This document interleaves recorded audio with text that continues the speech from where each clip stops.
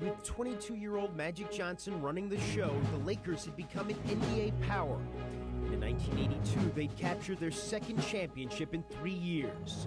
But the Lakers were doing more than just winning. Their exciting style was bringing the league to new heights of popularity. They weren't doing it alone, however.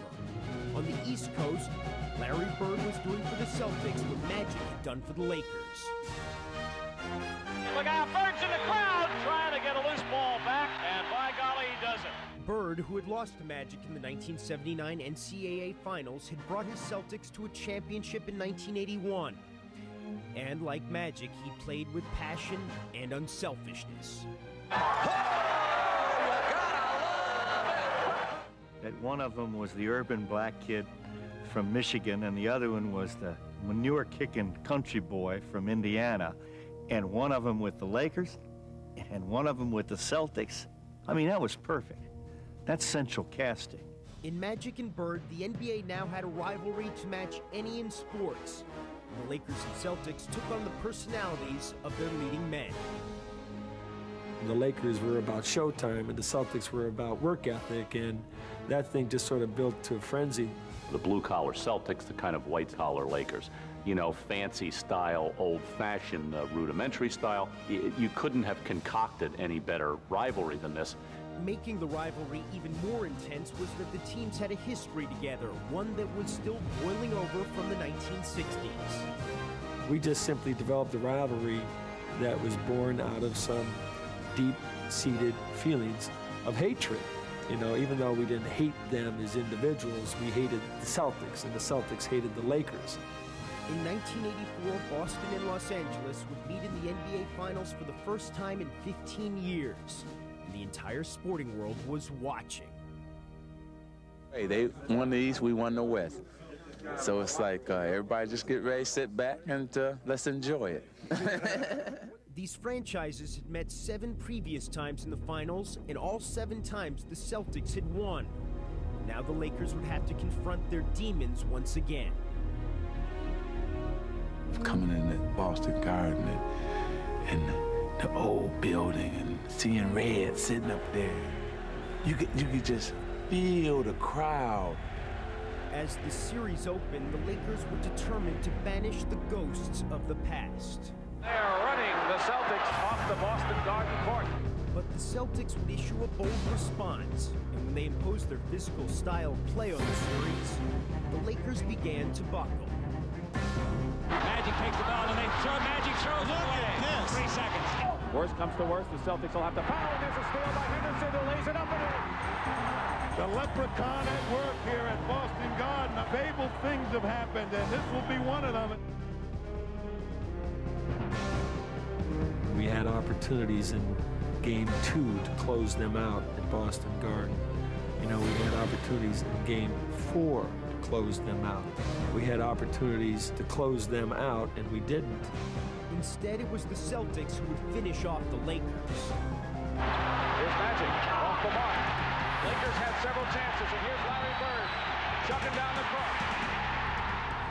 The Celtics went on to win the series in 7 hard-fought games, and even in a new era with new players, the Lakers still found themselves unable to break the Boston jinx. The Boston Celtics are the NBA World Champions. Boy, does it hurt when you know it's not going to be your record. I think the team really felt that we could have or should have won that series against the Celtics. In inability of the Lakers to beat the Celtics in a championship series left a bad taste in our mouth. It breaks your heart. I mean, the game breaks your heart. Absolutely breaks your heart more than anything else in your life could ever break your heart. And that did in 1984. I mean, absolutely, without a doubt, was devastated by that loss.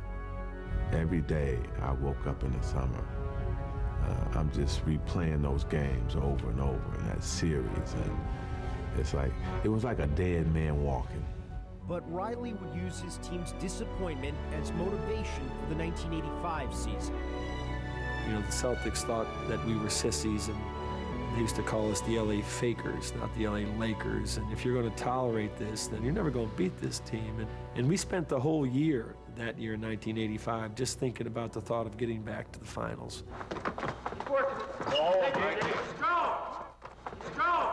He made us believe that for the next 8 months, you had to dream and think and eat and believe in nothing but basketball. You know, everything outside of basketball didn't matter. And that's what we believed. I mean, we were that driven to win a championship. The Lakers roared back into the finals, and as fate would have it, they would get an immediate chance for revenge. The Boston Celtics and the Los Angeles Lakers get ready for the World Series of Basketball, the NBA Championship Series. Our team needed the Celtics, wanted the Celtics, had to purge the Celtics from our conscious souls in order to feel sort of complete. But instead of marching toward redemption, the Lakers were stumbling out of the gate as the series began. Lakers are totally out of their game right now, and they're not used to this.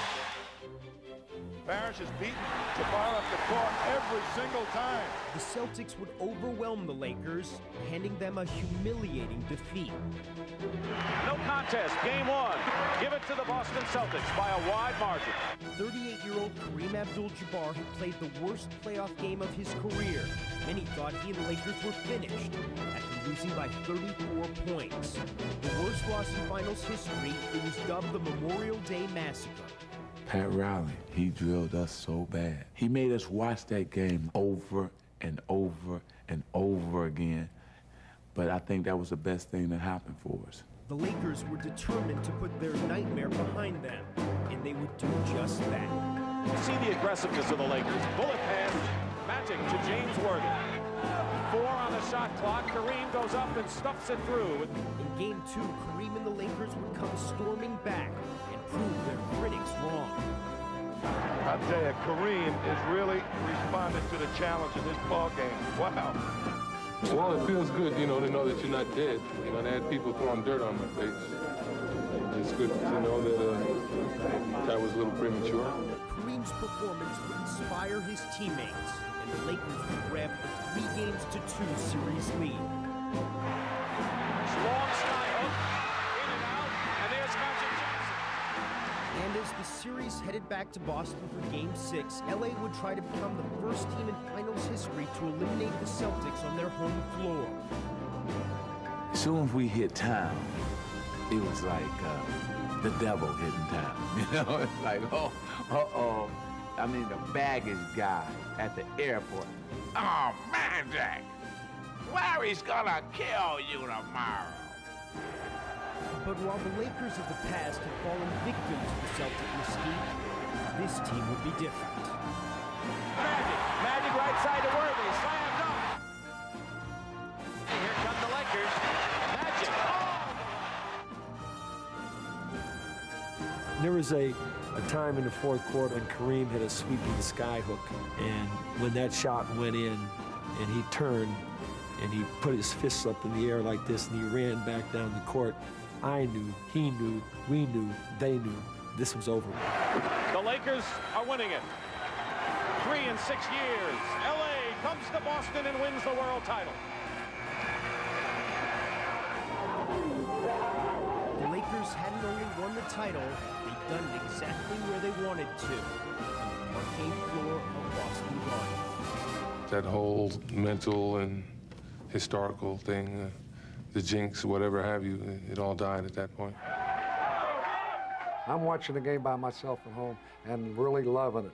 And all of a sudden the phone rings. I grab the phone and a voice says, "Are you watching?" And it was Tommy Hawkins, my old teammate with the Lakers. I said, yeah, I'm watching, Hawk. He said, "I've got my uniform on." He had his old Laker uniform on in front of the TV screen, watching this game. Now that is when you really know that, hey, that they had our number, and we finally could get this done and get a win. This was incredible.